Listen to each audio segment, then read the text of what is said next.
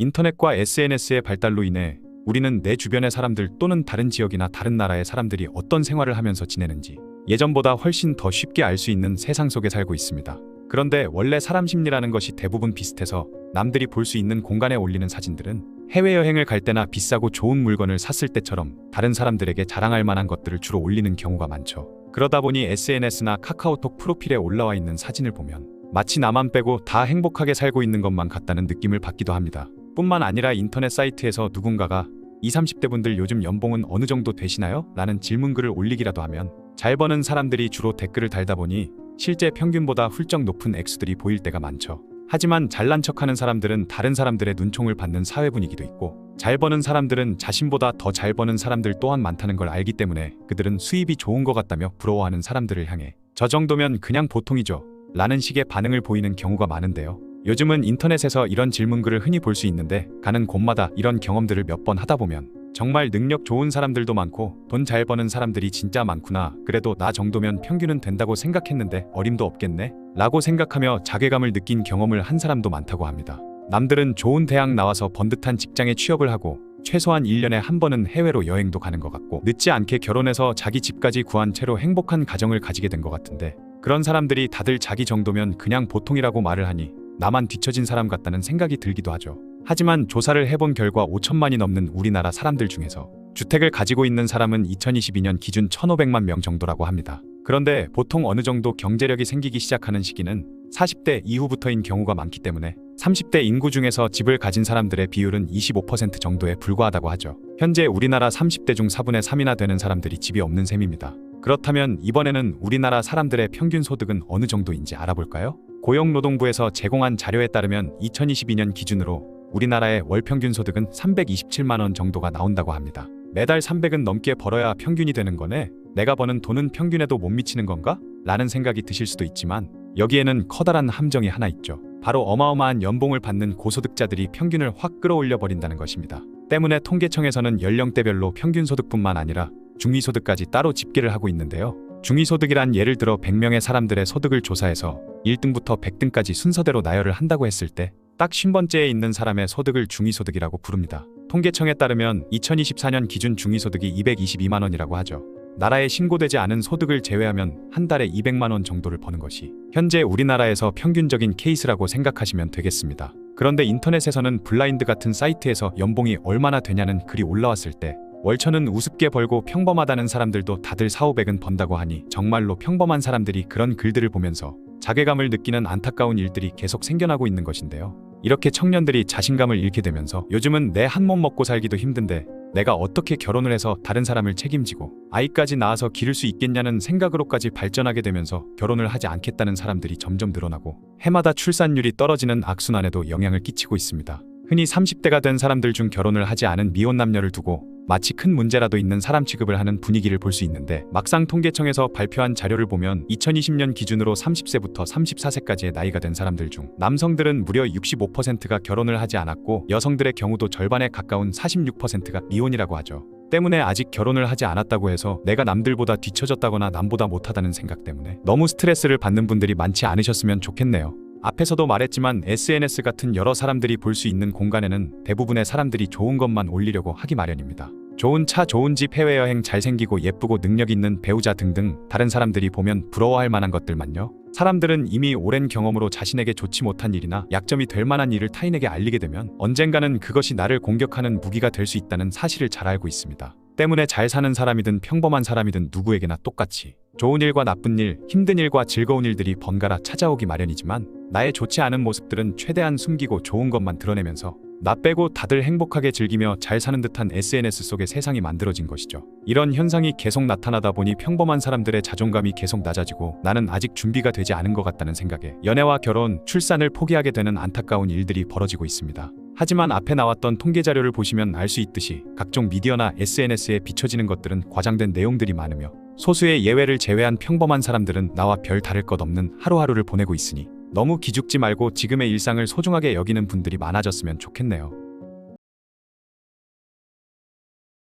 오늘은 한국 바둑사의 길이 남을 두 번의 기적 같은 사건에 대해 이야기해 보려고 합니다. 바로 상하이 대첩이라고 불리는 농심배 세계바둑대회의 전설적인 순간들인데요. 2004년 이창호 구단이 만든 첫 번째 기적, 그리고 19년이 지난 2024년 신진서 구단이 재현한 두 번째 기적. 세계 바둑계를 뒤흔든 이 두 순간을 함께 살펴보도록 하죠. 2004년 10월 농심배 6회 대회가 열렸습니다. 이 대회는 한국, 중국, 일본의 정상급 기사 5명씩이 참가하는 국가대항전이었죠. 농심배의 경기 방식은 이긴 사람이 계속 다음 경기에 나가는 방식이었는데요. 먼저 각국 팀장들이 추첨을 통해 부전승을 정하고 각 나라의 주장, 2장, 3장, 4장, 5장을 순서대로 엔트리로 제출한 다음 5장끼리 먼저 대국을 하고 승자가 다음 날 하루 쉰 팀의 4장과 대국하는 방식으로 진행됩니다. 당시 한국은 5회 연속 우승을 차지하며 세계 바둑의 중심으로 군림하고 있었습니다. 특히 이창호 구단은 농심배에서 25연승이라는 경이로운 기록을 이어가고 있었죠. 한국 대표팀은 한종진 5단, 안다룬 6단, 유창혁 9단, 최철한 9단, 그리고 주장 이창호 9단으로 구성되었습니다. 사실 당시 한국 엔트리는 그렇게 강한 편이 아니었다고 하는데요. 한종진 5단은 언론에서도 복병으로 불렸고 안다룬 6단은 국제전에서는 루키에 가까웠죠. 반면 중국은 정예 중에 정예를 선발해 우승을 향한 강한 의지를 보였습니다. 그동안 5회 대회 내내 이창호에게 번번이 우승을 내주며 자존심에 상처를 입었던 터라 이번에는 반드시 우승하겠다는 각오를 다지고 있었죠. 대회가 시작되자 예상치 못한 상황이 벌어졌습니다. 한국 기사들이 초반부터 줄줄이 탈락하기 시작한 거죠. 그것도 그냥 탈락이 아니라 말 그대로 완전히 무너졌습니다. 한종진, 안다룬, 유창혁 기사는 1승도 거두지 못하고 탈락했고 독사라 불리던 최철한 구단도 겨우 1승만을 거두는데 그쳤죠. 결국 대회 마지막 라운드에 이르렀을 때 한국은 이창호 구단 단 한 명만이 살아남았습니다. 반면 중국은 러시아 9단, 왕레이 8단, 왕시 5단이, 일본은 장시 9단과 왕민한 9단이 남아있었죠.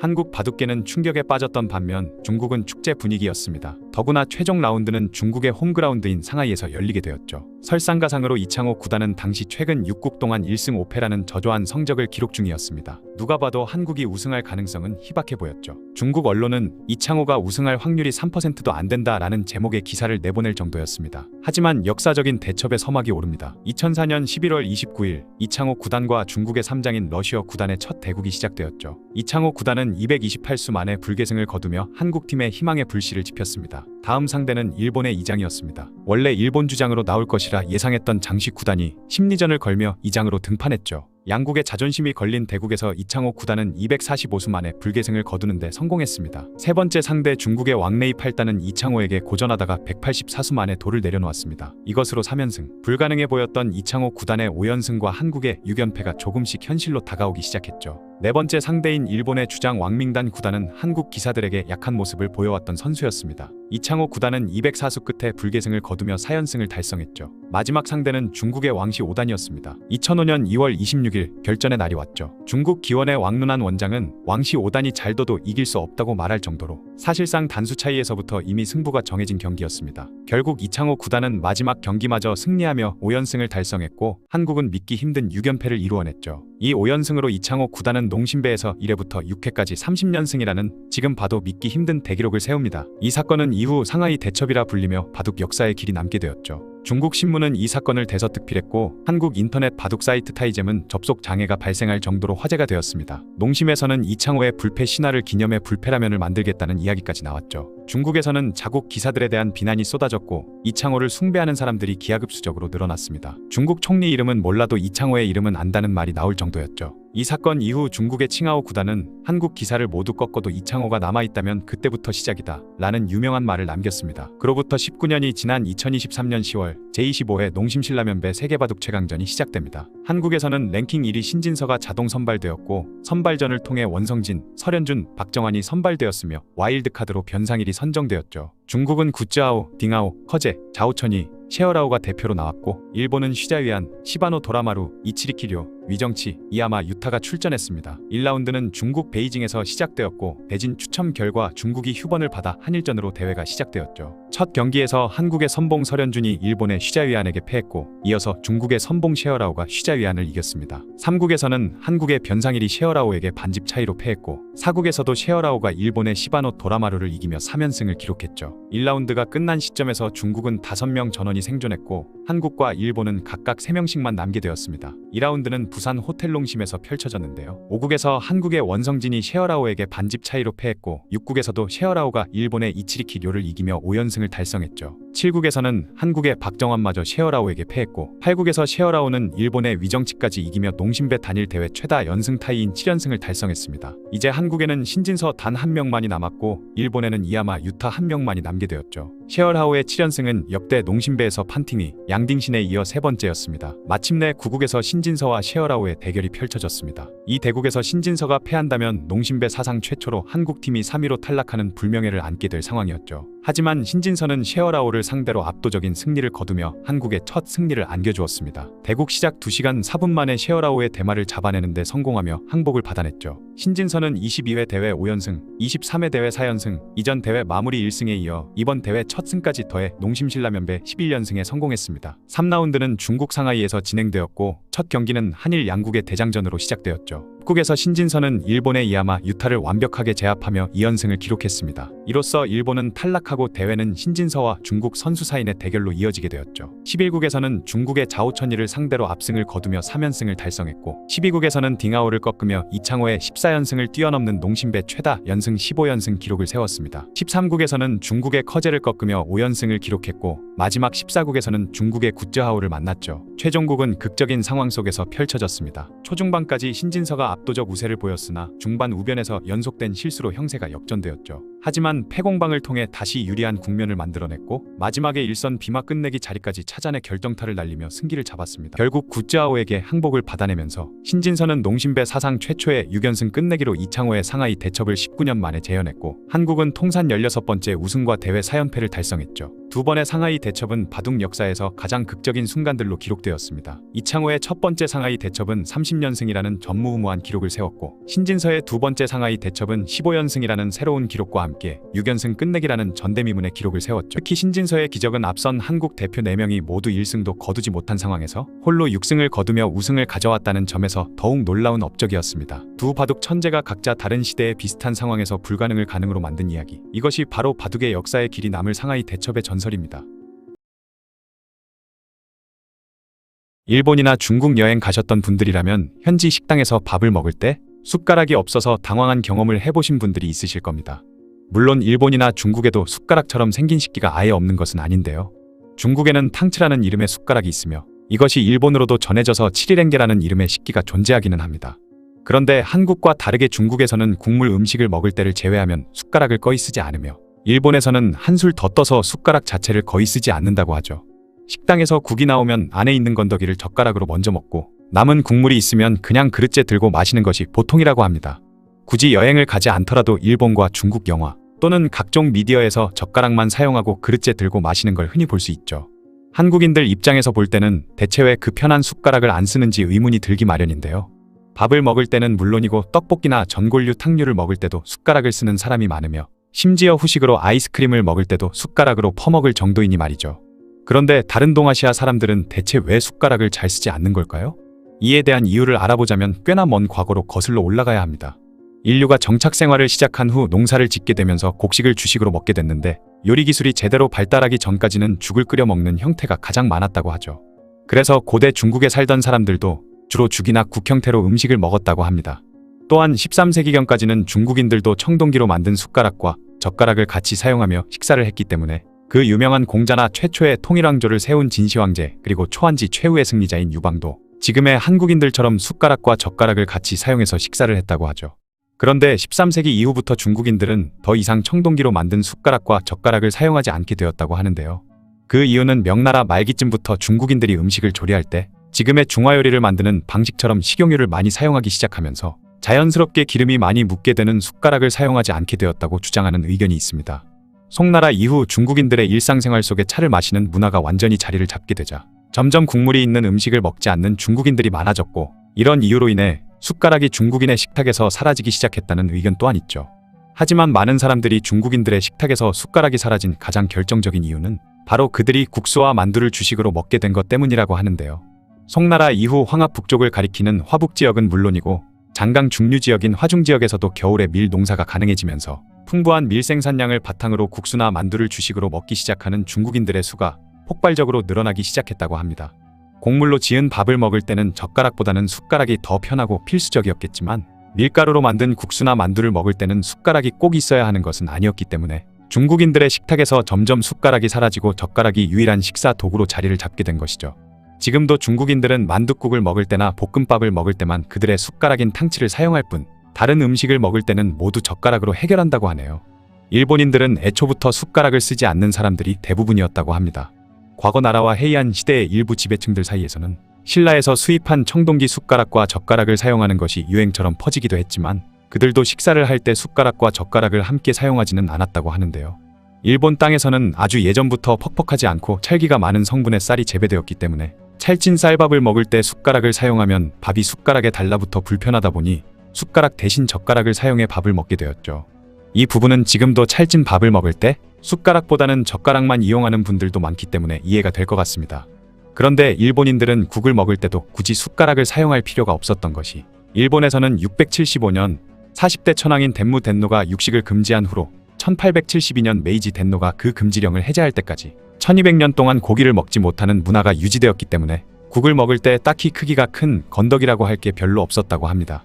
지금도 일식집에서 밥을 먹을 때 같이 나오는 미소 장국을 보면 국에 건더기가 거의 없는 경우가 대부분이죠. 일본의 칠리랭게라는 이름의 숟가락은 볶음밥 같은 중국식 요리나 라멘을 먹을 때만 사용하고 일반적인 일본 음식을 먹을 때는 젓가락만을 사용한다고 합니다. 그에 비해 한국인들은 너무나 익숙한 스테인리스 숟가락을 이용해 밥과 국을 먹으며 심지어 콩자반처럼 젓가락으로 집기 어려운 반찬을 먹을 때는 숟가락을 쓰는 사람도 있죠. 중국, 일본과 달리 한국인들이 이렇게 숟가락을 많이 쓰게 된 이유는 중국처럼 많은 양의 밀이 생산돼서 밀가루 음식을 많이 먹은 것도 아니었고 한반도의 쌀이 일본 쌀처럼 찰기가 많은 것도 아니었기 때문에 숟가락으로 밥을 먹는 것이 더 편했기 때문입니다. 또한 우리나라에는 식용유가 많이 있는 것도 아니었기에 중국처럼 튀기거나 볶음 요리보다는 국물이 많은 탕류 음식이 발달해서 숟가락이 주로 쓰이게 된 것이죠. 그리고 숟가락을 많이 쓰게 된 데에는 조선시대 이후로 불교가 쇠퇴하고 유교를 숭상하는 분위기가 널리 퍼진 탓도 있다고 합니다. 유교에서 생각하는 모범적인 생활상을 보여준 나라 중 하나가 바로 주나라였기 때문에 조선에서는 주나라 시대에 밥을 먹던 모습을 따라하려고 노력했다고 하는데요. 중국에서도 주나라 시대까지는 밥 먹을 때 청동으로 만든 숟가락과 그릇을 쓰는 것이 일반적이었죠. 그래서 조선의 양반들은 노그릇과 노수저를 쓰는 사람들이 많았는데 그러다 보니 노그릇과 노수저가 마치 양반을 상징하는 고급 식기처럼 돼버리면서 전국 여기저기서 엽전을 녹여 노그릇을 만들어낼 정도였다고 합니다. 그러다가 17세기 후반에는 그 사태를 보다 못한 조정에서 노그릇 금지령을 내리기까지 했죠. 그런 문화가 현재까지 내려와서 지금은 노그릇 대신 대한민국 거의 대부분의 가정에서 스테인리스로 만든 식기를 쓰게 된 것입니다. 솔직히 기존의 다른 식기들보다 훨씬 관리하기도 쉽고 대량 생산을 하기도 편한 데다 그게 또 한국인들의 감성에도 맞다 보니 폭발적으로 번져나가게 된 것이죠. 요즘은 식사 예절이 많이 무색해진 시대가 되어서 숟가락 대신 젓가락으로 밥을 먹는 분들이 많으실 테고 국도 그냥 그릇째 국물만 마시고 건더기는 젓가락으로 먹는 분들도 있으실 텐데요. 젓가락이든 숟가락이든 뭐가 됐든 맛있는 음식 잘 먹고 건강하게 사는 게 최고가 아닐까 생각됩니다. 우리나라의 식당에서는 손님들에게 차가운 물을 내주는 경우가 많은데 이게 한국이나 일본 사람들은 모두 당연한 일이라고 생각을 하지만 다른 아시아 국가나 유럽에서 온 외국인들은 굳이 찬물을 왜 마시는 건지 이상하게 생각하는 경우가 많다고 하죠. 그렇다면 다른 나라에서는 왜 찬물을 마시지 않는 것인지 지금부터 그 이유를 알아보겠습니다. 전 세계에서 수돗물을 찬물 그대로 마셔도 건강상 아무런 문제가 없을 정도의 수질을 가진 국가는 대한민국과 일본 등 몇 군데의 나라를 제외하면 찾아보기 힘들다고 하죠. 현재 대부분의 국가는 수질 자체에 문제가 있기 때문에 아무리 상수도 시설을 잘 갖춘다고 하더라도 텁텁하고 석회질이 껴있는 물이 나와서 그냥 마시기가 힘들다고 합니다. 그래서 이런 나라들은 자연스럽게 밥을 먹을 때 커피나 차 또는 포도주와 같은 과실주나 맥주와 같은 곡물주를 함께 마시는 문화가 발달되어 있었고 물을 마셔야 할 일이 있을 때는 돈을 주고 사야만 했죠. 중국 또한 상수도 시설이 좋지 않은 지역이 많기 때문에 찬물을 마시는 것을 꺼려하며 물을 끓여 먹는 것을 선호한다고 합니다. 그리고 중국 음식은 워낙 기름기가 많은 편이기 때문에 음식을 먹고 나서 냉수를 마시면 소화가 잘 되지 않는다고 하죠. 게다가 오랜 시간 차 문화가 발달해 왔기 때문에 식사를 할 때는 따뜻한 차를 마시는 게 보통이었으며 요즘 들어서는 커피를 즐겨 마시는 사람도 많다고 합니다.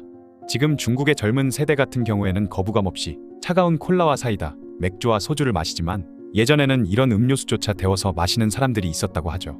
심지어 감기가 걸렸을 때는 콜라에 생강이나 한약재를 넣고 끓여서 마시는 민간요법도 있었다고 합니다.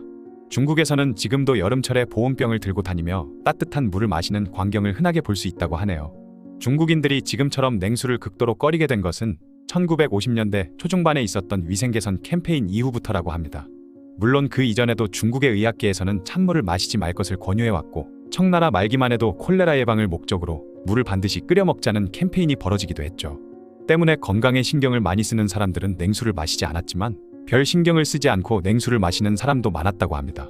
그러다가 1950년대에 전국 단위의 위생개선 운동을 벌이면서 나름식을 함부로 먹거나 찬물을 마시면 안 된다는 생각이 대중들의 머릿속에 심어지게 되었고 그 이후로는 어지간하면 찬물을 마시지 않는 생활 습관이 정착됐죠. 요즘 중국의 젊은 세대는 이전 세대와 달리 얼음처럼 차가운 생수와 맥주를 마시는데 별 거부감이 없다고 하지만 아직까지 중국의 평균적인 위생 수준이나 상수도 시설을 생각했을 때는 찬물을 마시지 않는 것이 오히려 현명한 선택일 수도 있다고 하네요. 유럽 또한 환경적인 이유로 인해 찬물을 마시지 않는 편이라고 하죠. 유럽에는 상대적으로 선진국이 많이 있는 편이기 때문에 상하수도 시설이 중국처럼 열악하지는 않지만 유럽의 토양은 대부분 석회암 기반이기 때문에 기본적으로 지하수에 석회질이 많이 들어있을 수밖에 없다고 합니다. 때문에 머나먼 옛날인 중세 시절부터 유럽인들에게 강물이나 지하수를 그대로 마신다는 것은 상상조차 하기 어려운 일이었죠. 오랜 세월 그렇게 생활을 하다 보니 지금까지도 굳이 마셨을 때 탈이 날 위험이 큰 냉수보다는 안전한 온수를 마시려는 사람들이 대부분이라고 합니다. 게다가 이탈리아를 중심으로 퍼진 커피 문화 덕분에 따뜻한 음료수를 마시는 것에 익숙해진 것도 있다고 하네요. 미국은 상대적으로 상하수도 시설이 좋은 편이기 때문에 한국이나 일본처럼 찬물을 마시는 사람들이 많기는 하지만 최근에는 건강을 관리하는 차원에서 냉수 대신 당이 들어있지 않은 커피나 차를 마시는 사람도 많아졌다고 합니다. 앞에서 말한 유럽과 중국 외에도 무더운 지역에 있거나 상수도 시설이 좋지 않아 제대로 물을 끓이는 살균 과정이 불가능한 나라들도 따뜻한 물을 마시는 것을 선호하는 편이라고 하죠. 동남아시아의 많은 국가들이 대표적인 사례라고 합니다. 때문에 이런 나라들에는 냉면 같은 차가운 면 요리가 그리 많지 않은 편이며 쌀국수나 볶음면처럼 뜨거운 요리를 주로 먹는다고 하죠. 서남아시아의 경우에는 사막지대가 많다 보니 물을 구하기가 굉장히 어렵다고 합니다. 때문에 음료수나 술을 물 대신 마시는 곳이 많다고 하네요. 앞서 말했던 여러 나라들과는 달리 우리나라에서는 예전부터 차가운 물을 그대로 마시는 것에 대해 전혀 거부감이 없었다고 하죠. 한반도의 토양은 대부분이 화강암을 기반으로 하고 있기 때문에 안반층 자체가 자연적인 정수 필터 역할을 하게 되면서 강물과 지하수가 매우 깨끗한 수질을 유지할 수 있었다고 합니다. 때문에 외부의 저수지 등에서 물을 끌어와야 하는 유럽의 도시들과 달리 중세 한반도의 도시에서는 집집마다 우물을 파서 별다른 정수 과정 없이 지하수를 그대로 마셔왔죠. 이런 생활 습관이 현대까지 이어져 내려오면서 지금도 한국에서는 냉수를 선호하는 사람들이 많다고 합니다. 이러한 역사적인 이유 외에 우리가 자주 먹는 음식과의 궁합을 생각했을 때도 차가운 물을 마시는 사람이 많을 수밖에 없다고 하는데요. 한국 요리는 국이나 찌개 등 뜨겁고 짜고 매운 음식이 많아서 차가운 물이나 술을 함께 마시는 것이 잘 어울리기 때문이죠. 기름기가 많은 중국 음식이 따뜻한 물이나 차에 어울리는 것과는 정반대라고 볼 수 있겠습니다. 한국인과 체질상 가깝다는 일본인들이 따뜻한 물을 선호하지 않는다는 점 또한 음식 문화가 마시는 물의 온도에 영향을 준다는 증거로 볼 수 있다고 하죠. 일본의 전통 음식들이 따뜻한 물과는 궁합이 맞지 않는다는 점도 있고 일본인들 역시 한국의 음식 문화와 마찬가지로 차를 음식과 같이 마시는 경우가 드물기 때문에 우리처럼 식사 후에 차를 마시는 경우가 많다고 합니다. 커피는 현재 전 세계에서 셀 수 없이 많은 사람들이 즐겨 마시는 음료로 유럽이나 아시아, 아프리카, 아메리카 등 어떤 대륙 어떤 나라를 가든 커피를 마시는 사람들의 모습을 쉽게 볼 수 있을 만큼 대중적인 기호품이 되었죠. 오늘은 이 커피를 세계 최초로 마시기 시작한 곳은 과연 어디였으며 어떠한 경로로 전 세계에 퍼지게 된 것인지 알아보겠습니다. 지금으로부터 1500년 전 에티오피아 고원에서 염소를 치던 젊은 목동 칼디가 하루는 염소들을 데리고 좋은 목초지로 가던 중 염소 몇 마리가 이상한 콩을 먹고는 잠도 안 자고 밤새 뛰어노는 걸 보고는 신기해서 자신도 그 콩을 먹어보게 됐는데 그 후로 쉽게 지치지도 않고 피로가 어느 정도 사라지는 등 각성 효과가 있다는 걸 알게 됐죠. 신이 난 칼디는 근처에 있는 수도원을 찾아가 그곳에 있는 수도자들에게 커피를 보여주며 양들이 이 콩을 먹더니 지치지도 않고 밤새 뛰어놀길래 나도 먹어봤는데 각성 효과가 있는 것 같더라는 말을 했는데요. 그런데 수도자들은 그 콩이 악마의 열매일지도 모른다고 기겁을 하며 커피를 불에다 던져버렸는데 잠시 후에 좋은 향기가 나는 것을 느끼고는 그때부터 커피를 볶아서 거기서 나오는 물을 걸러먹게 되었다고 합니다. 그렇게 에티오피아에서 퍼지기 시작한 커피 문화는 이슬람권으로 넘어가면서 대중적인 문화가 되었고 커피를 전문적으로 생산하는 사람들까지 생겨나기 시작했다고 하죠. 원래 이슬람권에서 커피가 알려진 시점은 서기 9세기에서 10세기 경이었는데 당시 무슬림 의학자들이 커피가 정력을 감퇴시킨다는 잘못된 정보를 사람들에게 퍼뜨리는 바람에 커피를 따로 음료수로 만들어 마시는 문화는 수백 년이 지난 후에야 유행하게 되었다고 합니다. 당시 커피가 정력을 감퇴시킨다는 식의 잘못된 상식이 없었다면 아랍인들이 커피를 마시는 문화는 훨씬 더 빨리 퍼졌을 거라고 하죠. 14세기 무렵 에티오피아의 홍해 건너편 예멘에서는 수행을 할 때 졸음을 방지하는 목적으로 커피를 마시는 사람들이 많았다고 합니다. 15세기 무렵에는 예멘 북쪽의 이슬람 성지 메카에도 예배를 드릴 때 졸음 방지를 위한 목적으로 커피가 전파되었죠. 하지만 단순히 예배 때문에 커피가 사랑받은 것만은 아니었는데요. 이들이 사는 사막은 낮에는 이동이 불가능할 만큼 살인적인 더위를 자랑했기 때문에 유목민들은 해가 떠 있을 때는 그늘 주변에서 휴식을 하다가 해가 지고 난 후에야 소와 양이 뜯어먹을 풀을 찾기 위해 이동했는데, 이들은 밤중에 이동을 할 때 졸지 않기 위해 커피를 마셨다고 합니다. 밤중에 이동을 하다 보면 맹수의 습격을 받는 등 위험에 처할 수도 있기 때문에 이들에게 커피는 단순한 기호품이 아니라 생존을 위해 필요한 것이었죠. 그렇게 커피는 점점 이슬람권에 넓게 퍼지며 많은 사람들의 사랑을 받게 됩니다. 16세기 후반부터 유럽에도 커피의 존재가 알려지게 되었는데, 당시 기독교인들이 대다수였던 유럽인들은 커피가 이슬람 세력을 통해 알려진 물건이다 보니 커피를 이교도의 음료나 악마의 유혹, 사악한 나무의 검은 썩은 물이라 부르며 주변 사람들에게 커피를 마시지 말라고 얘기했지만, 한 번이라도 맛을 본 사람들은 계속 커피에 빠져들었다고 하죠. 야사에 따르면 그 당시 교황이었던 클레멘스 8세도 주변 사람들로부터 커피를 공식적으로 금지해달라는 요청을 받았는데, 클레멘스 8세 교황은 직접 커피를 마셔본 뒤 이 커피를 이교도놈들만 마시도록 놔두기엔 너무나도 아깝다고 하면서 오히려 공식적으로 커피를 인정해버렸다고 합니다. 이 야사가 정말로 있었던 일인지는 확인하기가 어렵지만, 커피가 그때쯤부터 유럽에서 대중적으로 널리 알려진 것은 사실이라고 하네요. 예멘인들은 커피 수출을 하면서 막대한 이득을 보고 있었기 때문에 커피를 독점하기 위해 커피 종자의 반출을 절대 금지했고, 수출할 때에도 재배를 할 수 없는 구운 커피콩만을 내주었다고 하죠. 하지만 바바 부단이라는 인물이 메카를 순례한 후 들린 모카에서 7알의 커피 열매를 품에 숨겨와 인도 남서부 해안에서 커피 재배를 시작했는데, 그곳에서 재배한 커피가 유럽으로 전해졌을 가능성이 높다고 합니다.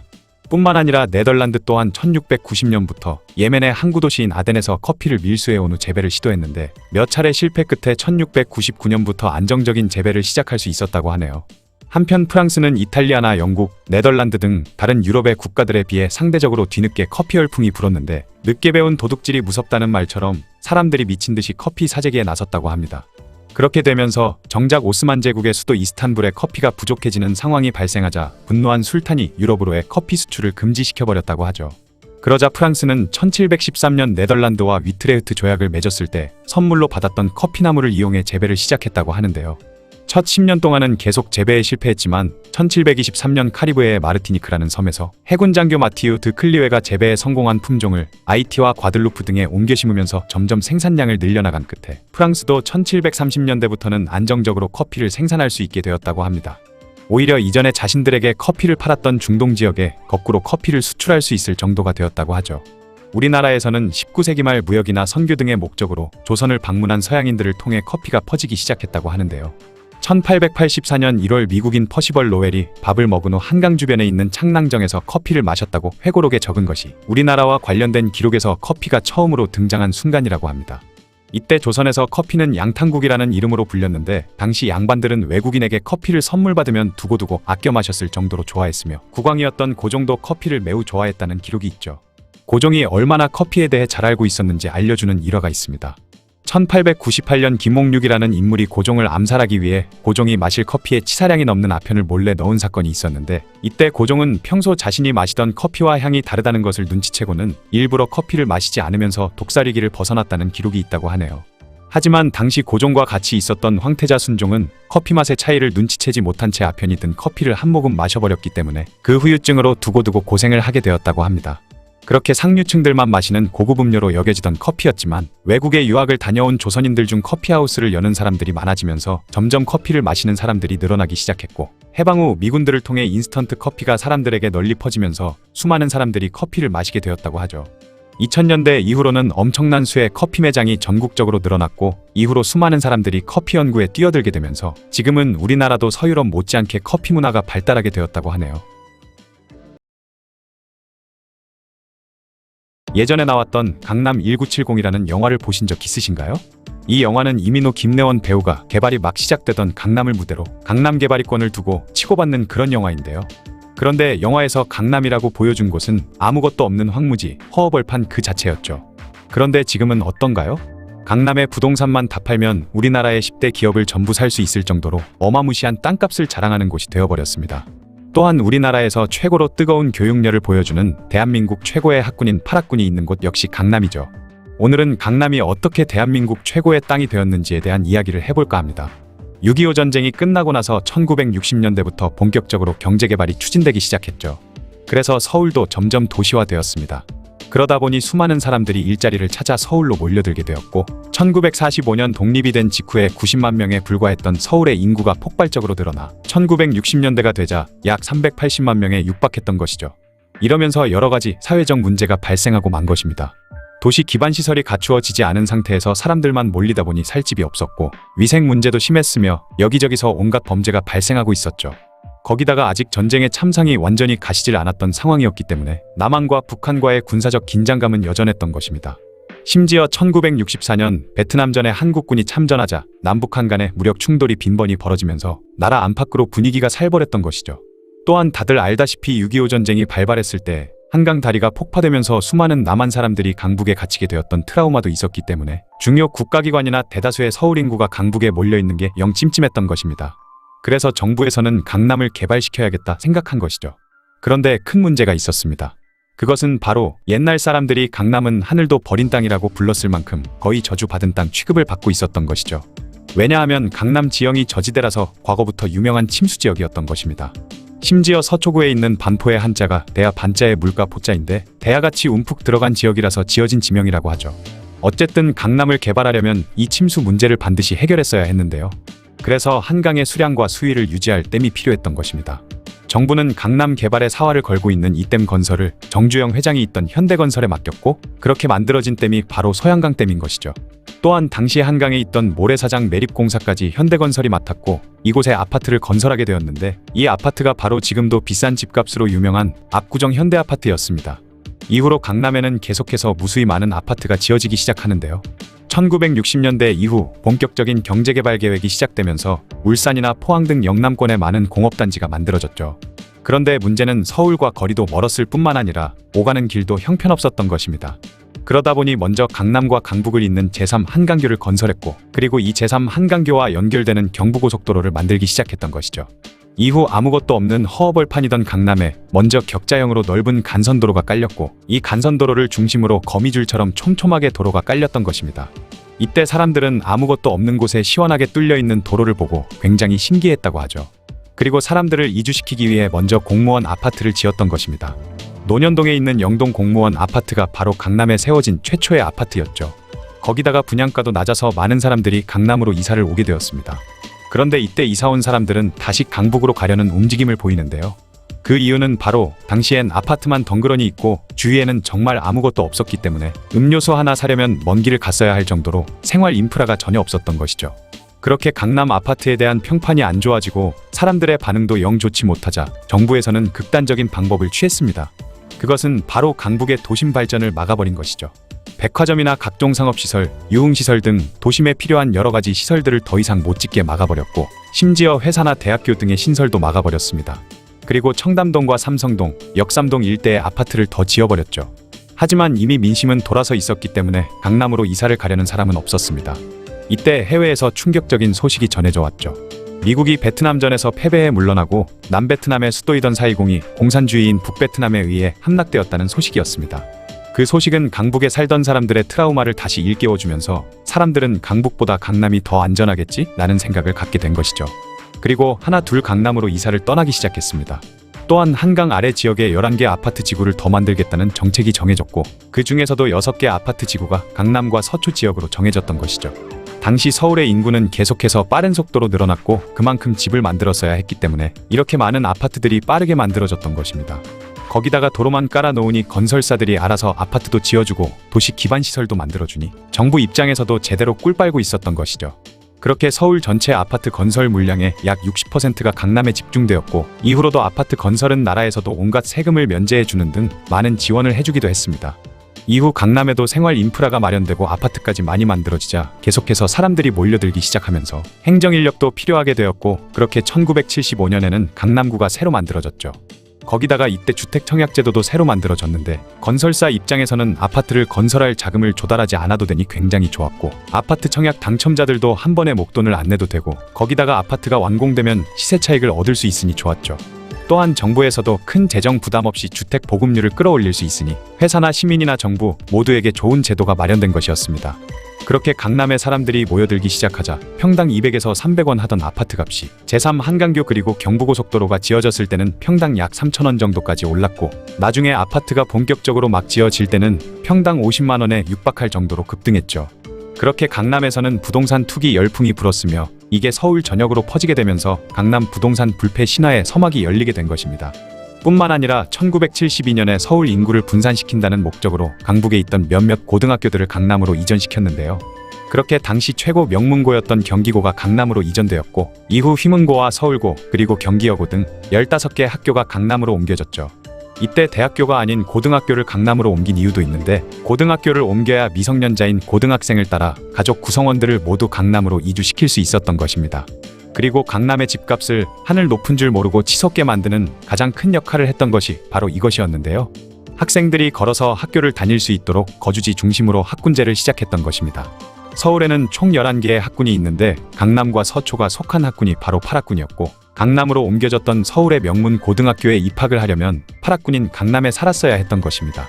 거기다가 학군제가 도입된 이후 첫 입시 결과가 충격적이었는데, 서울대에 입학한 학생들의 엄청나게 많은 수가 8학군에 몰려 있었던 것입니다. 그러자 강남으로 이사를 가려는 사람들이 더욱 많아졌고, 공급보다 수요가 월등히 많아지자 강남의 집값은 끝도 모르고 올랐던 것이죠. 이때 8학군 고등학교에 입학하기 위해 위장 전입하는 학생들의 수가 엄청나게 늘어났는데, 그러다 보니 실제로 강남에 살고 있지만 8학군 고등학교에 배정받지 못하고 오히려 다른 지역의 학교로 배정되는 사례가 생기기까지 했습니다. 이에 많은 강남 아파트 주민들은 관할 동사무소에 허위 전입자를 철저히 가려내 줄 것을 요청하기까지 했죠. 이후 8학군이란 단어 자체가 일반 명사화 되어버려 현재는 명문고등학교를 통틀어 8학군이라 부르기까지 합니다.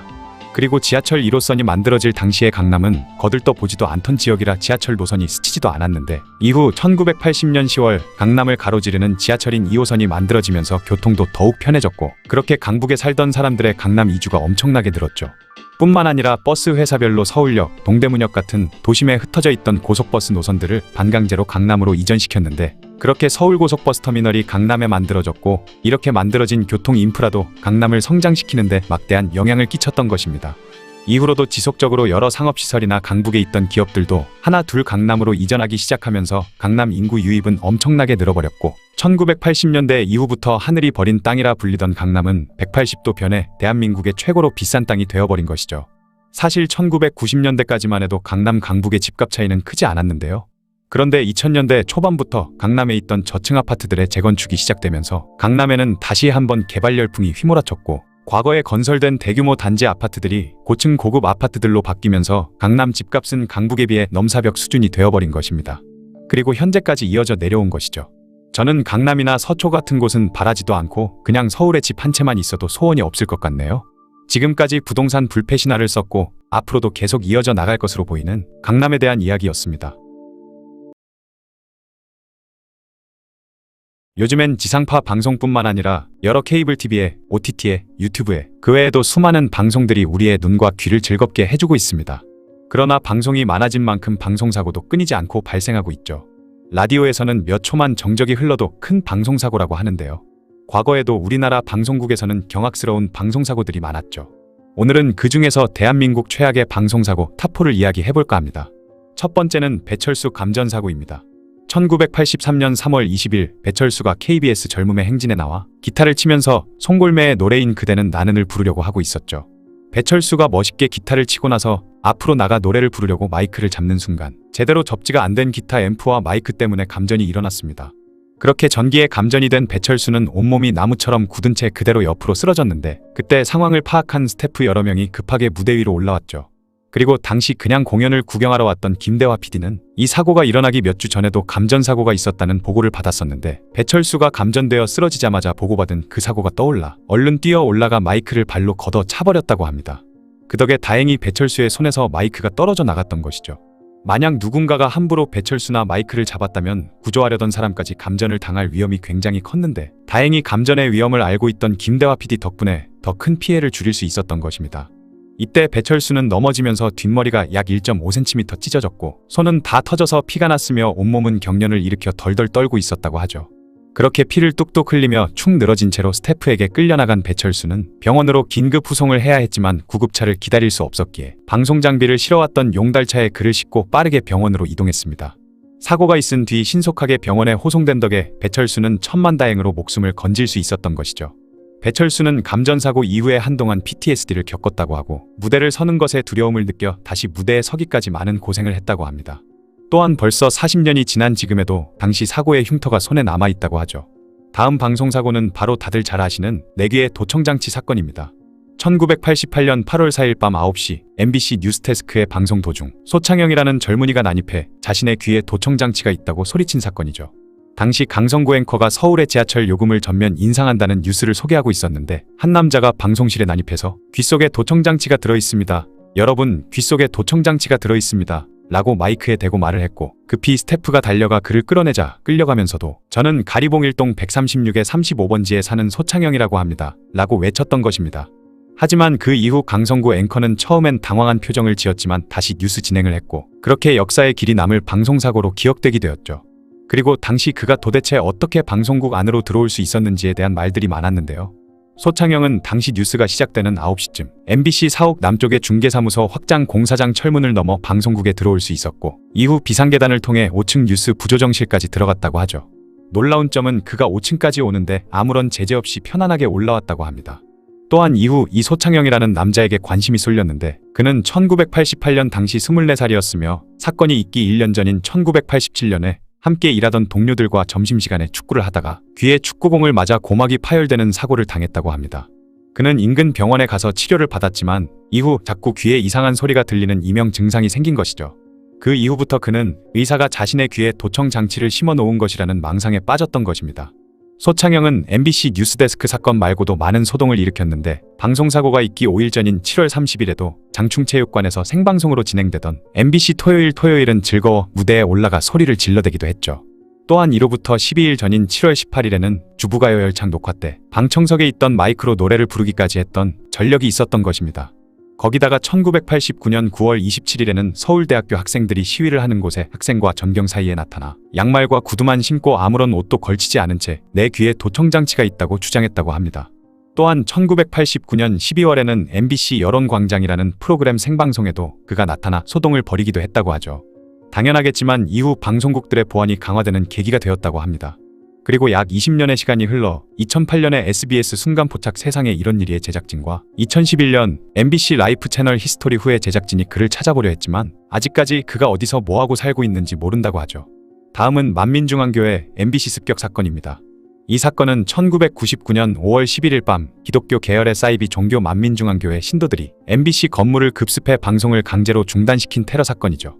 1998년 8월 하나님이 자신의 교회에 임재한다고 하여 교계에 커다란 무리를 일으킨 이재롱 목사는 만민중앙교회와 만민기도원을 만들어 자신이 신유의 은사, 물질의 축복 등의 권능이 있다고 교인들을 현혹시켰습니다. 이에 한국 기독교 총연합회에서 이재롱 목사와 만민중앙교회를 사이비로 규정했죠. 그리고 이후 이재롱 목사에게 피해를 보았다는 교인들이 쏟아져 나왔고 이재롱 목사가 도박과 음주소동, 거기다가 여교역자나 젊고 어린 무용수와 집단난교 등을 일삼는다고 고발하고 나섰던 것입니다. 거기다가 이재롱 목사는 만민중앙교회에만 하나님의 권능이 내렸다고 선동하는 등 온갖 악독한 사고는 다 치고 다녔던 것이죠. 이에 MBC PD수첩에서는 이재롱 목사와 만민중앙교회의 실체를 취재했고 이를 폭로하는 방송을 1999년 5월 11일 화요일 밤에 방영하기로 했던 것입니다. 그런데 방송 당일날 밤 10시 30분이 되자 엄청난 사건이 벌어지고 말죠. 만민중앙교회 신도 2천여 명이 MBC 건물의 1층 로비를 비롯해 방송국 주변을 점거해버렸고 심지어 200여 명의 신도들은 건물 내부로 침입해 MBC 본사 2층에 있던 주조정실을 점거한 뒤 방송 장비들을 닥치는 대로 끄거나 부숴버렸으며 그날 PD수첩 방송 송출을 중단시켜버렸던 것입니다. 심지어 일부 신자들은 방송국에 남아있던 직원들에게 폭력을 휘두르기까지 했죠. 이로 인해 그날 이재롱 목사에 관련된 PD수첩 방송은 방송 시작 8분 만에 중단되어 버렸습니다. 이후 오후 11시 40분쯤 MBC 건물에 경찰병력이 대거 투입되어 만민중앙교회 신도들을 끌어냈고 다행히 메인 장비가 고장나지 않았던 덕에 다시 PD수첩 방송이 다시 정상적으로 송출되었다고 하죠. 그리고 이 일이 지난 5월 13일 검경에서는 사무국장을 포함한 신도 6명을 체포했고 부목사와 사무국장 그리고 안전실 차장은 전파법 위반죄로 기소했습니다. 또한 약 3개월 후인 8월 28일 만민중앙교회 부목사와 사무국장에게는 징역 3년이, 안전실 차장에게는 징역 2년 6개월이 선고되었죠. 이후 MBC는 만민중앙교회를 상대로 손해배상 소송을 제기해 6억 9천여만 원을 배상받았다고 합니다. 마지막으로 최악의 방송사고 네 번째 사건은 음악캠프 알몸 노출 사건인데요.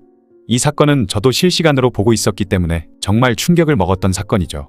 2005년 당시 MBC에서는 크라잉럭과 같이 능력이 출중한 인디밴드를 더 많이 발굴하기 위해 당시 음악 프로그램인 음악캠프에서 이 노래 좋은가요? 라는 코너를 만들어 여러 평론가들의 추천을 받은 인디밴드들을 소개해주는 그런 이벤트를 기획했었습니다. 그리고 평론가 박준음의 추천을 받아 세 번째로 인디밴드 럭스가 뽑히게 되었죠.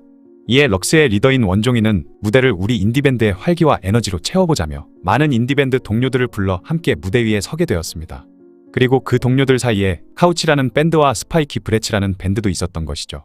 그렇게 럭스가 지금부터 끝까지라는 노래를 신나게 부르던 중 노래의 클라이맥스 직전에 카우치의 신현범과 스파이키 브레츠의 오창래가 수근수근 대더니 갑자기 신현범이 상하이를 모두 탈의해 알몸으로 방방 뛰기 시작했고, 뒤이어 오창래 역시 상의를 올리고 바지도 내리더니 신현범과 마찬가지로 펄쩍펄쩍 뛰어다녔던 것입니다. 이 엄청난 사건은 생방송으로 약 7초 동안 전국에 퍼지게 되었으며 카메라는 급하게 관중석을 비췄지만 그 모습을 본 관중들도 어이가 없었는지 멍하게 무대를 바라보고 있는 모습을 보였죠. 이 충격적인 사건으로 인해 생방송 음악 캠프는 폐지되어 버렸고 당시 인기를 끌던 인디음악의 이미지가 나락으로 떨어져 버렸습니다. 인디밴드의 인식도 극도로 나빠져 인디음악 전체를 10년 이상 후퇴시키면서 상대적으로 힙합이 주류로 올라오는 계기가 되기도 했죠. 거기다가 인디 뮤지션들이 다시 지상파 방송에 출연하기까지는 4년이라는 시간이 걸렸습니다. 또한 방송사 시스템 역시 바뀌어 버렸는데요. 이 사건 이후 생방송은 5초에서 10초 정도, 많게는 5분까지 딜레이 방송을 하는 것이 원칙이 되어버렸고 주조정실에는 사고에 대비해 항상 여분의 화면을 준비하게 되었다고 하죠. 이후 이 충격적인 사건을 일으킨 신현범과 오창래는 마약 조사까지 받았으며 각각 징역 10개월 8개월과 집행유예 2년을 선고받았습니다. 사건 직후 제작진이 이들을 경찰에 신고했는데 당사자들은 물론 음악 캠프의 담당 PD와 작가까지 참고인으로 경찰서에 연행되었다고 하죠. 이후 신현범과 오창래는 더 이상 음악을 하지 않고 다른 일을 하며 지낸다고 하는데 근황은 알려져 있지 않다고 합니다. 1996년 7월 목포에서는 어느 용감한 시민의 제보로 인해 범죄와의 전쟁 시즌2가 벌어지면서 목포 지역의 조직폭력배들이 모두 소탕되는 사건이 일어났다고 하는데요. 목포에서 작은 사업체를 운영하던 조호연 씨는 직원들과 함께 회식을 한 후 2차로 신안에 있는 비치나이트 클럽에 가게 되었습니다. 이후 그들은 즐거운 시간을 보냈지만 나이트클럽 측에서 술값을 바가지 씌우면서 직원 중 한 사람과 웨이터 사이에 말싸움이 일어나게 되죠.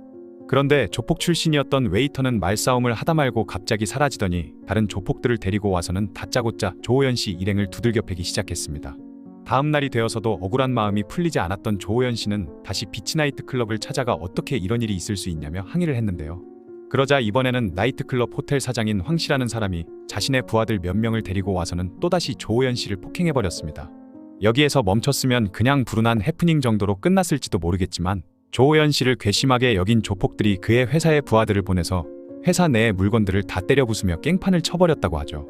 하지만 조호연 씨는 그런 조폭들의 협박에 굴복하지 않고 검찰에 고소장까지 내버렸습니다. 그러자 나이트클럽 사장 황 씨와 그의 부하들은 조호연 씨의 동생을 한밤중에 납치해 가서 두들겨 팼다고 하는데요. 더 이상 저항한다면 너의 가족들까지 무사하지 못할 거라는 협박이었기에 한참을 고민하던 조호연 씨는 결국 자신의 돈으로 지역신문에 대통령에게 올리는 탄원서라는 제목의 광고글을 올렸습니다. 그 광고글을 요약하자면 조직폭력배와 싸우다 목숨을 잃는 한이 있더라도 부끄러운 직장 상사나 아버지는 되지 않겠다라는 내용이었죠. 자세한 내용은 다음과 같습니다. 이 나라에는 정의가 없이 조직폭력배들이 판치는 나라인가? 나이트클럽에서 그들에게 부당하게 돈을 뜯긴 것을 항의하다 이유도 모른 채 그들에게 무자비한 폭행을 당했고 이후 조폭들에게 사과를 요구해도 경찰에 호소해도 자신은 무엇 하나 받을 수 없었다며 조직폭력배가 없는 나라에서 사람답게 살고 싶다는 내용의 호소문이었습니다. 그런데 이 광고가 많은 사람들의 공감과 분노를 얻으며 각종 메이저 언론에도 보도가 되었고 결국은 당시 대통령이었던 김영삼의 귀에까지 들어가게 되죠. 김영삼이 아침에 일어나서 신문을 보다가 대통령께 보내는 탄원서라는 제목으로 된 한 시민의 광고문 관련 기사를 직접 보게 된 것인데요. 탄원서를 읽은 김영삼은 머리 끝까지 화가 나서는 즉시 내무부 장관과 경찰청장을 비롯한 고위 인사들을 불러들였다고 합니다. 그리고는 대체 나라 꼴이 어떻게 되려고 이런 일이 생긴 거냐며 경로했고 장관들을 비롯해 경찰의 최고 책임자가 혼이 나가버릴 정도로 욕을 퍼부었다고 하죠. 오죽하면 경찰청장이 청와대에서 나오자마자 뚜껑이 제대로 열려서는 목포경찰서장에게 전화를 걸어서 온갖 욕을 다 퍼부었다고 합니다. 이후 김영삼 대통령이 직접 내린 지시로 목포에 있는 모든 조직폭력배들에 대한 수사와 검거가 시작됐죠. 사실 작정하고 수사를 하지 않아서 그렇지 조폭들은 각종 불법적인 행위를 통해 돈을 벌고 있었기 때문에 본격적으로 수사를 시작하자 줄줄이 잡혀 들어오기 시작했습니다. 그리고 조호연 씨 일행을 두들겨 팼던 신한 비치나이트클럽 조포게이터와 그곳의 사장인 황 씨는 경찰서에 잡혀 들어가서 그야말로 비오는 날 먼지가 날 만큼 형사들에게 두들겨 맞았다고 하는데요. 왜냐면 그 당시는 지금과 다르게 경찰들의 공권력이 매우 강하던 시기였기 때문이죠. 어느 정도였냐면 신호를 무시하고 길을 가던 오토바이에 경찰이 진압봉을 집어던져서 오토바이를 세우게 만들고는 바닥에 패대기 쳐진 운전자를 잡아다가 경찰서에 끌고 갈 수도 있을 정도였다고 합니다. 그리고 만약 미성년자가 길에서 담배를 피다가 경찰에게 걸렸다면 지금처럼 훈방조치 후 풀려나는 게 아니라 다짜고짜 싸대기부터 얻어맞던 시절이라고 하죠. 만약 경찰이 시민을 폭행해도 되냐며 반항이라도 했다간 오히려 공권력에 도전한다는 죄목으로 가중처벌도 받을 수 있었다고 합니다. 그런 시절이었는데 조호연 씨 사건으로 인해 당시 목포의 경찰들은 선량한 시민들이 조폭들에게 당하는 것도 막지 못하는 무능한 경찰 취급을 받은 것도 모자라 자칫 잘못하면 모두 해임이 돼버릴 수도 있는 상황에 처해버렸으니 그야말로 머리 끝까지 화가 나서 조폭들을 물리적으로 참교육시켜버린 것이죠. 강력계 형사들이 해당 사건의 조폭들을 얼마나 두들겨 팼는지 그들은 골병이 들고 얼굴이 엉망진창이 되어서 경찰서를 나왔다고 합니다. 이후 조호연 씨를 폭행했던 조폭들은 각종 죄목으로 유죄를 선고받았고 당시 사건에 가담하지 않았던 조폭들까지 모두 검거된 후 구속됐습니다. 뿐만 아니라 그 조직 때문에 가만히 있던 목포 지역 다른 조폭들까지 집중 수사를 받으며 검거를 당하기 시작하자 신한비치호텔 양아치들 때문에 다른 조직들이 다 박살났다면서 조폭들 사이에서 공공의 적이 되며 다시는 조폭 생활을 할 수 없게 됐다고 하죠. 그 중에는 자신의 조직원들이 검거당하자 화를 참지 못하고 대체 어떤 놈이 신문에 광고를 내서 우리를 이렇게 만들었냐며 얼굴이라도 한번 보겠다고 조호연 씨를 찾아간 조폭도 있었다고 하는데요. 하지만 이번에는 형사들도 혹시 모를 보복을 대비해서 이미 조호연 씨의 집 주변에서 잠복 근무를 하고 있던 중이었습니다. 설마 했는데 또다시 조폭들이 조호연 씨의 집을 찾아오자 화가 머리 끝까지 난 형사들은 그 조폭들을 실신하기 직전까지 두들겨 팼다고 하죠. 그도 그럴 만한 것이 조호연 씨의 탄원서 광고 때문에 전국에 있던 시민들이 조폭들에게 분노하고 있던 상황이었는데 만약 조호연 씨가 또다시 조폭에게 보복을 당했다면 장관들과 경찰청장은 물론 목포에 있던 수많은 경찰들이 당장에 잘려도 이상하지 않았기 때문입니다. 그래서 당시 조호연 씨의 집을 찾아온 조폭들이 자신들은 절대 보복할 생각이 없었고 그저 어떻게 생긴 사람인지 얼굴만 보러 온 거라며 필사적으로 변명을 했지만 형사들은 이런 시국에 여기 온 것만으로도 죄라며 그들을 무자비하게 두들겨 팼다고 합니다. 당시 목포에 있던 조폭들은 노태우 시절 범죄와의 전쟁 때와는 차원이 다르다며 다른 지역으로 뿔뿔이 흩어지거나 일본으로 도망을 가면서 모두 잠수를 탔다고 하죠. 이후 시간이 지나면서 목포 지역에도 조폭들이 또다시 생겨나기 시작했는데 지역 형사들의 말에 따르면 그 짧았던 시간이 최초이자 마지막으로 목포에서 깡패가 없어졌던 시기라고 하네요. 오늘은 우리가 일상적으로 사용하지만 그 가치를 제대로 알지 못했던 물건에 대해 이야기해볼까 합니다. 그것은 바로 대한민국 여권이죠. 여러분은 해외여행을 갈 때 여권을 꺼내보시면서 이 작은 책자가 얼마나 대단한 위력을 가졌는지 생각해보신 적 있으신가요? 손바닥만한 이 여권 한 건이 전 세계 대부분의 나라에 자유롭게 입국할 수 있는 열쇠라는 사실 말이죠. 2024년 기준으로 대한민국 여권은 무려 193개국을 비자 없이 또는 도착 비자로 방문할 수 있습니다. 전 세계 226개국 중 85% 이상의 국가에 별다른 제약 없이 입국할 수 있다는 뜻이죠. 이것이 얼마나 놀라운 특권인지 아시나요? 많은 나라의 국민들은 다른 나라에 가기 위해 복잡한 비자 신청 절차를 거쳐야 하고 입국 심사 때도 까다로운 검사를 받아야 합니다. 하지만 우리는 그냥 여권만 보여주면 대부분의 국가에 쉽게 들어갈 수 있죠. 오늘 영상에서는 어떻게 대한민국 여권이 이렇게 강력한 힘을 갖게 되었는지 그 배경과 이유에 대해 알아보겠습니다. 대한민국 여권은 현재 헨리 여권지수나 여권지수 같은 국제적인 여권 순위 평가에서 항상 상위권을 차지하고 있습니다. 세계에서 가장 강력한 여권 중 하나로 2위에서 7위 사이를 꾸준히 유지하고 있죠. 여권의 힘은 비자 없이 방문할 수 있는 국가의 수로 평가되는데 대한민국 여권은 일본, 싱가포르와 같은 최상위 티어에 속해 있습니다. 놀랍게도 이는 미국이나 영국과 같은 전통적인 강대국들보다도 높은 순위이죠. 1988년 해외여행 자유화 이전까지만 해도 일반 국민들은 해외여행에 많은 제약이 있었고 여권을 만드는 것조차 쉽지 않았죠. 더 거슬러 올라가면 한국전쟁 이후 1960년대까지 대한민국은 세계에서 가장 가난한 나라 중 하나였습니다. 그런 나라의 국민들이 다른 국가에 쉽게 입국할 수 있게 해주는 경우는 거의 없었던 것이죠. 하지만 지금은 유럽의 쉥겐 지역엔 한국인은 비자 없이 90일까지 체류할 수 있습니다. 미국을 포함한 많은 나라들도 한국인에게는 간소화된 전자여행 허가만으로 입국을 허용하고 있죠. 이렇게 상위권에 속한 대한민국 여권의 가치는 단순히 여행 편의성을 넘어 우리나라의 국제적 위상과 신뢰도를 보여주는 중요한 지표라고 할 수 있죠. 그리고 여권의 힘은 그 나라의 경제적 파워와 밀접한 관련이 있습니다. 대한민국의 경제 성장 스토리는 세계사에서도 유례를 찾기 힘든 성공 사례죠. 한국전쟁 이후 폐허에서 시작해 1960년대 1인당 GDP가 $100도 안 되던 극빈국이 2023년 기준으로 1인당 GDP가 $35,000를 넘어서는 선진국으로 성장했습니다. 이른바 한강의 기적이라 불리는 이 성장은 여권 파워의 상승과 직접적인 연관이 있죠. 또한 불과 60년 전만 해도 국제 원조를 받던 나라에서 이제는 공적 개발 원조를 통해 개발도상국을 지원하는 공여국으로 탈바꿈했습니다.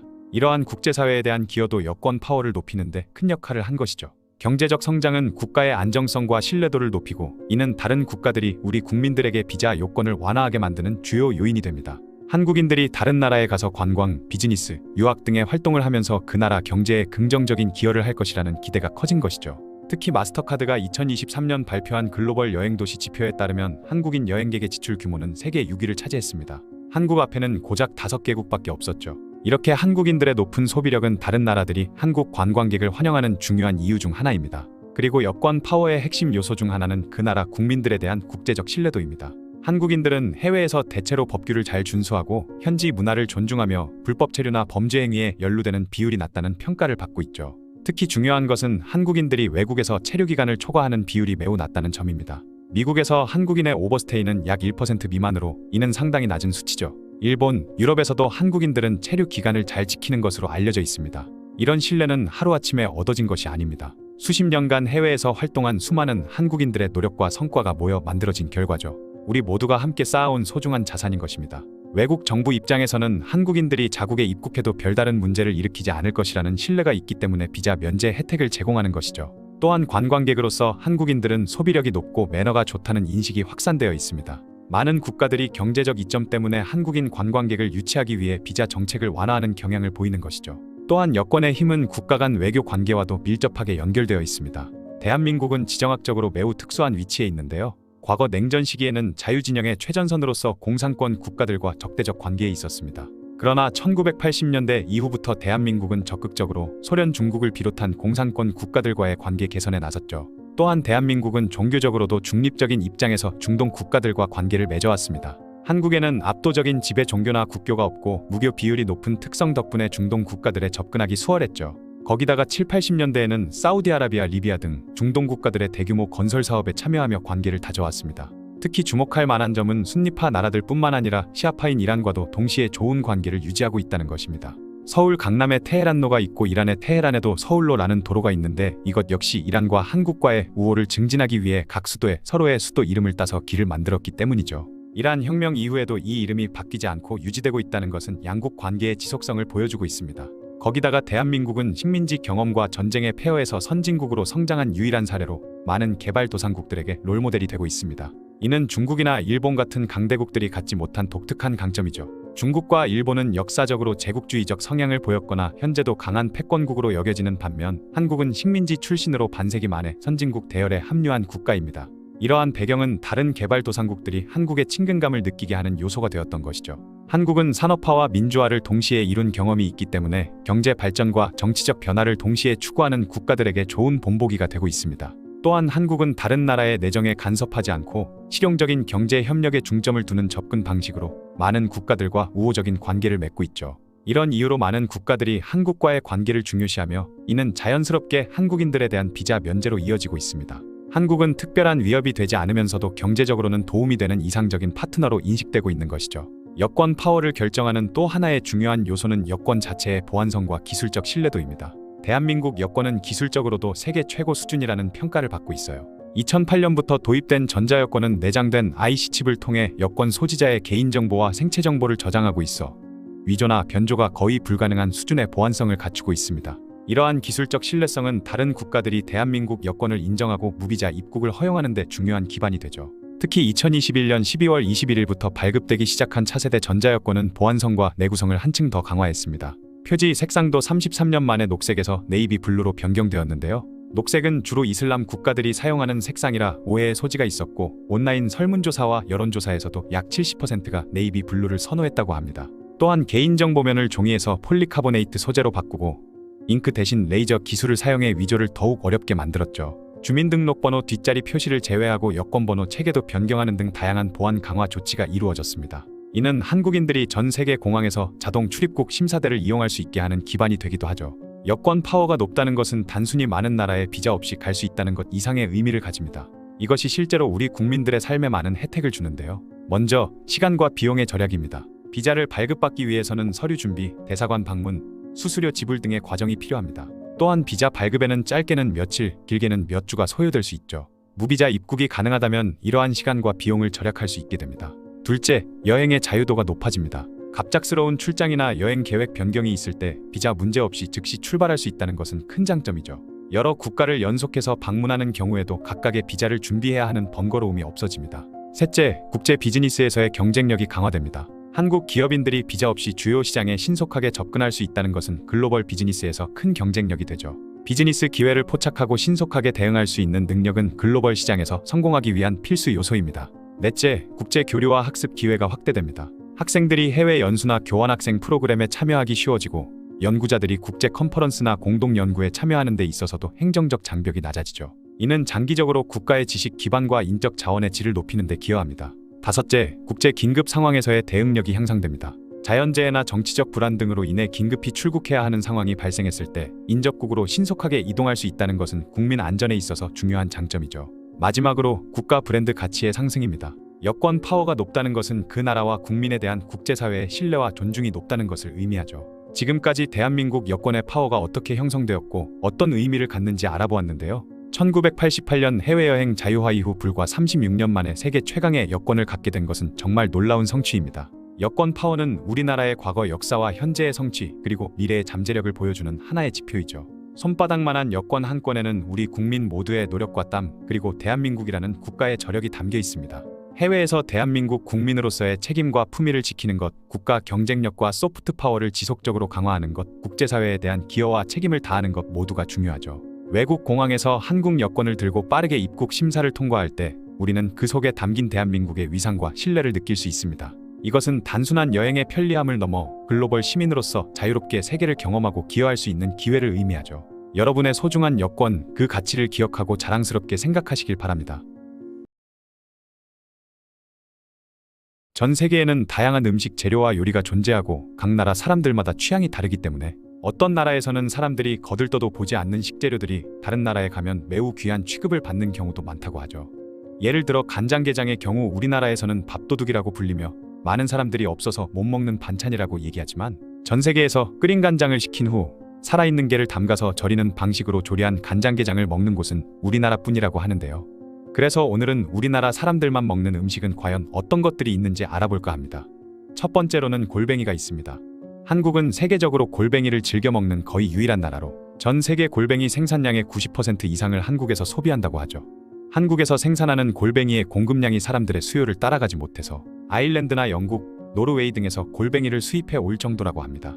외국인들은 골뱅이를 아예 먹지 않기 때문에 영화 괴물에서 송강호가 골뱅이를 먹는 것을 보고 신기하게 여기는 사람이 많았으며 골뱅이를 잡는 것이 직업인 어느 영국인 어부는 한국인들 덕분에 돈을 벌 수 있어서 무척 고맙게 생각하기는 하지만 그곳 사람들이 대체 왜 이걸 좋아하는지는 모르겠다는 말을 하기도 했죠. 달팽이 요리로 유명한 프랑스에서조차 골뱅이를 먹지는 않는다고 합니다. 두 번째, 깻잎. 외국인들이 요리를 먹을 때 다양한 허브를 곁들여 먹듯이 우리나라 사람들은 깻잎을 여러 가지 음식과 함께 먹는데요. 특히 깻잎 특유의 향이 고기나 생선의 비린 맛을 없애주는데 효과가 있기 때문에 식당에서 생선회나 고기를 먹을 때 깻잎이 나오는 걸 흔히 볼 수 있죠. 그 외에 감자탕이나 전골 같은 국물 요리에도 깻잎이 자주 쓰이며 참치김밥이나 참치마요 등의 요리에도 필수로 들어가는 재료라고 할 수 있습니다. 들깨는 한국 외에도 중국이나 일본 그리고 인도 등 아시아 지역에서 흔히 볼 수 있는 식물이긴 하지만 들깨의 잎사귀인 깻잎을 먹는 것은 한국이 유일하다고 하죠. 심지어 먹을 것이 부족한 북한에서도 깻잎은 먹지 않는다고 합니다. 때문에 우리나라에 온 외국인들이 깻잎절임을 보면 마치 낙엽을 간장에 절인 것처럼 보인다고 하는데요. 게다가 우리나라에서는 깻잎 특유의 알싸한 향을 좋아하는 사람들이 많지만 외국인들의 경우 거부감을 느끼는 사람들이 많다고 합니다. 세 번째, 도토리묵.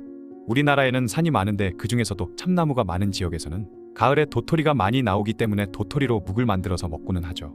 묵은 곡식 또는 나무 열매나 뿌리 등을 갈아서 가라앉힌 앙금을 물과 함께 죽을 쓰듯이 쓴 후에 식혀서 굳힌 것을 말하는데 묵이라는 요리가 우리나라에만 있는 것은 아니기 때문에 아시아에 있는 나라들 중 몇몇 곳에서는 묵을 만들어 먹기도 하지만 도토리로 묵을 만들어서 먹는 나라는 한국이 유일하다고 합니다. 특히 유럽에서는 도토리라고 하면 돼지 사료로 쓰이거나 다람쥐가 주로 먹는 열매라고만 생각하고 있던 사람들이 많기 때문에 우리나라에 와서 도토리묵을 보고 깜짝 놀라는 경우도 많다고 하네요. 반면에 우리나라에서 도토리묵은 오랜 역사를 가진 토종 음식으로 임진왜란 당시 피난을 가던 선조가 도토리로 만든 묵을 먹고는 마음에 들었는지 다시 궁으로 돌아온 후에도 도토리묵을 찾았다는 것이 최초의 기록이라고 합니다. 네 번째, 콩나물. 간장이나 된장 또는 두부를 만드는 데 쓰이는 콩은 세계 여러 나라에서 사랑받고 있는 식재료지만 콩의 뿌리를 자라게 해서 만든 콩나물을 먹는 것은 우리나라뿐이라고 하죠. 왜냐하면 한국인들은 무침이나 탕, 찜에 들어간 것처럼 완전하게 익혀서 먹는 것을 좋아하기 때문에 콩나물을 주로 먹지만 중국이나 일본, 동남아시아에서는 거의 익히지 않거나 생으로 먹는 것을 좋아하는데 날 것으로 먹기에는 풍미가 좋고 아삭거리는 숙주나물이 콩나물보다 더 낫기 때문이라고 하죠. 서양의 경우 콩에서 뿌리가 자라 콩나물로 변하는 모습을 보고는 그 속에 다리가 하나 달린 유령이 들어있다고 생각했기 때문에 콩나물에 대해 부정적인 이미지를 갖고 있는 사람들이 많았다고 합니다. 우리나라에서 콩나물을 처음으로 먹기 시작한 시기는 삼국시대 말이나 고려시대 초기로 짐작되죠. 중국의 옛 문헌에도 콩나물이 등장하기는 하지만 식재료가 아닌 약재로 사용되었다고 합니다. 다섯 번째, 참외. 외국인들에게 코리아 멜론이라는 이름으로 불리는 참외는 아삭한 식감과 달콤한 맛 때문에 많은 한국인들의 사랑을 받고 있는 과일이죠. 참외가 처음 퍼져나간 곳은 아프리카로 보고 있으며 이후 중동과 인도를 지나 중국을 통해 삼국시대 혹은 그 이전에 우리나라에 전해진 것으로 짐작되는데요. 중국의 옛 문헌에서도 참외가 우리나라의 명산물이었다는 기록이 있다고 합니다. 현재 중국과 일본에서도 참외를 재배하는 곳이 있기는 하지만 명맥만 겨우 유지되고 있는 수준이며 우리나라처럼 대규모로 재배가 이루어지는 곳은 없다고 하죠. 때문에 우리나라 사람들이 동남아시아에 가면 망고스틴이나 두리안 등을 먹어보는 것처럼 외국인들도 한국에 오면 꼭 먹어봐야 하는 과일로 참외를 많이 꼽는다고 하네요. 여섯 번째, 산낙지. 17세기에 쓰여진 소설 임진록을 보면 임진왜란 때 조선을 도우러 온 명나라 장수 이여송이 선조에게 아주 귀한 음식이라며 개수나무에 사는 벌레를 바쳤는데 선조는 질색하면서 그 음식을 입에 대지도 않았다고 합니다. 선조는 이여송에게 골탕을 먹었다고 생각했는지 얼마 후 그에게 산낙지 요리를 보냈는데 이번에는 이여송이 산낙지를 징그러워하며 먹지 못했다고 하죠. 이 기록을 봤을 때 우리나라는 최소 16세기부터 산낙지를 먹어왔다는 걸 알 수 있습니다. 하지만 외국에서는 산낙지를 먹는 곳이 없기 때문에 영화 올드보이가 해외에 방영되었을 때 최민식이 산낙지를 통째로 뜯어먹는 모습을 보고는 깜짝 놀란 사람들이 많았다고 하죠. 다만 산낙지를 통째로 먹는 것은 위험하기 때문에 우리나라에서도 낙지를 미리 잘게 토막낸 탕탕이를 먹는 것이 보통이라고 하네요.